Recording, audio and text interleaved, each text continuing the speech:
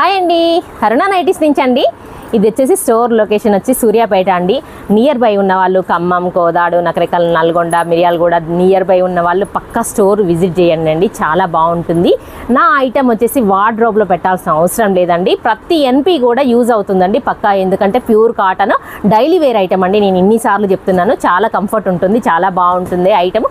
షిబోరీలో చూడండి ఎంత ఐటమ్ ఉందో మా దగ్గర. ఒక షిబోరీలోనే ఇవి అసలు మెయిన్ కలర్స్ అండి. షిబోరీలో చాలా బాగా వెళ్తుంది.